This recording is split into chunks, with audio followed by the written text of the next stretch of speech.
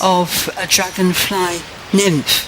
And we thought about the different stages of that dragonfly as of the nymph, as it sort of gradually shed its 15 different skins and then at last crawled up the stem and emerged into the whole world beyond. And we thought about that kind of transformation and the difference that Jesus can make to our lives.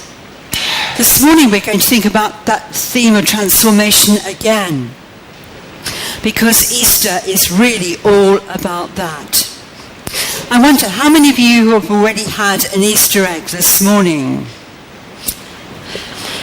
I have to confess I had 2 tiny little ones because we had them at St Barnabas this morning. Okay, anybody else looking forward to eating an Easter egg later on today? Yeah, okay. All right, I don't believe the rest of you. Okay, but why eggs? Okay. Because they look absolutely, Tony, they look like stones. But actually, there's a little bit more to an Easter egg.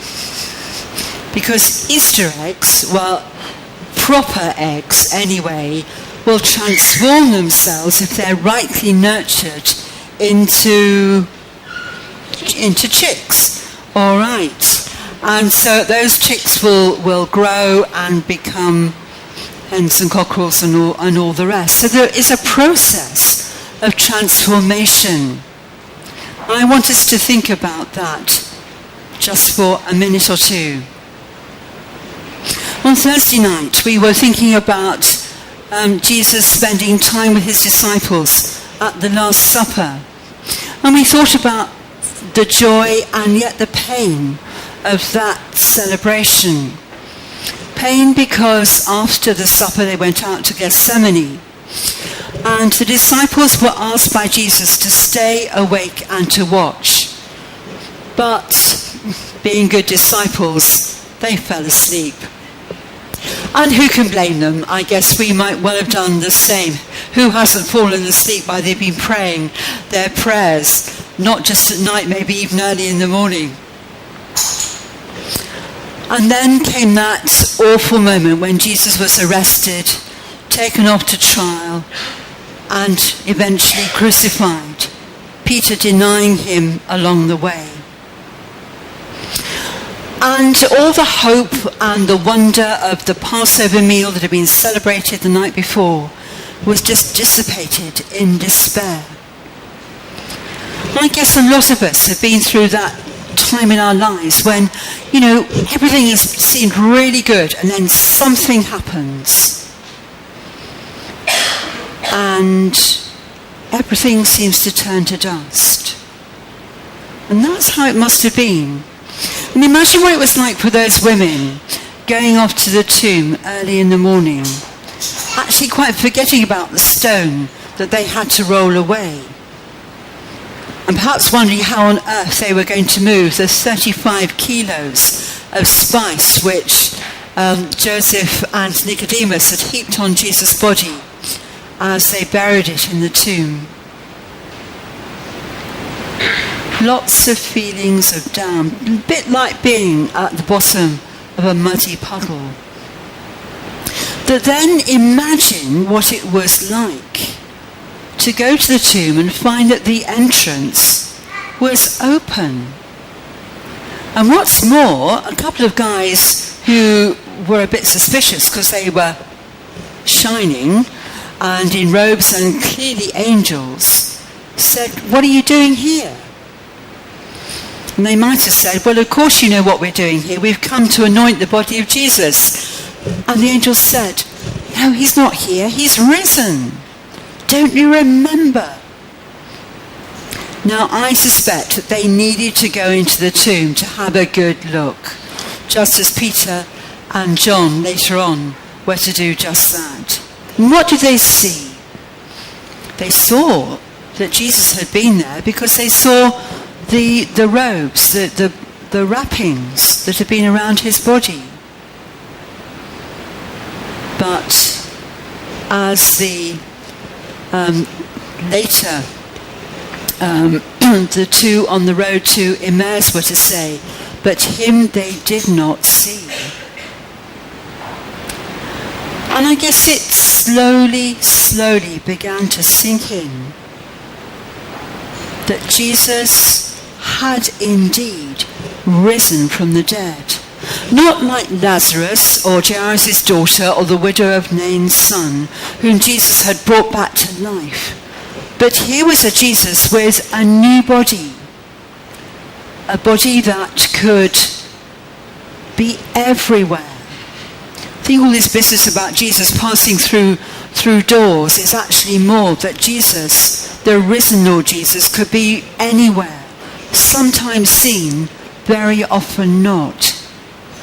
And they were to discover that Jesus was sometimes very real to them, very present. Sometimes he seemed a bit further away, but always he was there. This was the beginning of a transformation. Jesus, who could fly like a dragonfly, could actually be with them all, wherever they were in the world. I guess it took a little while for that to sink in. And maybe it wasn't surprising that the disciples, being the men that they were, said, "We don't believe you." A taste of the Victor Meldrew there. But of course they did come to believe it as they, one after another, began to see the risen Jesus. We know the story so well, but Easter is not just a story. That's the thing that really helped me to come to faith, was the sudden realization that it wasn't just a story, that Jesus had died for me. But we live in a world where so often people, if they think about it at all, think of it as just a story. Something that maybe happened, probably didn't.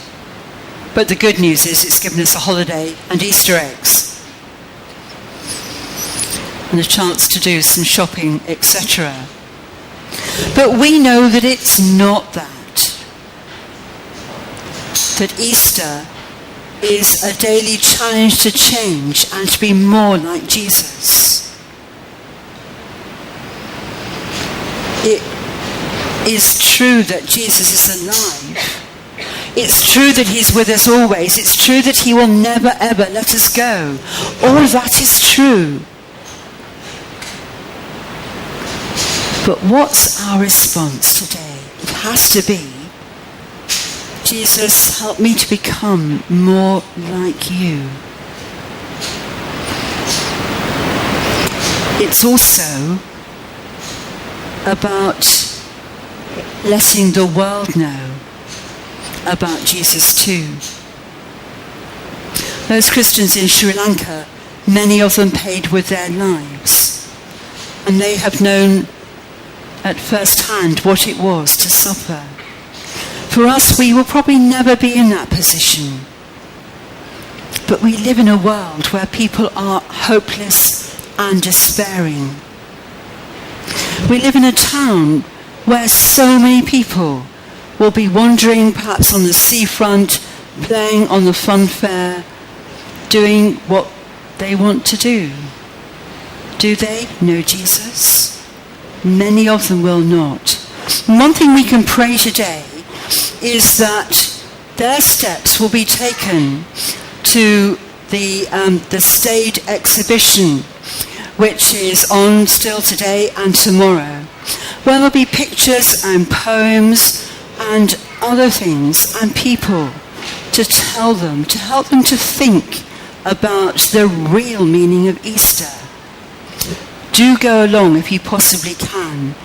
If you can't, do be praying that people will go along and that there will be those who see and believe and know the truth that Jesus is alive.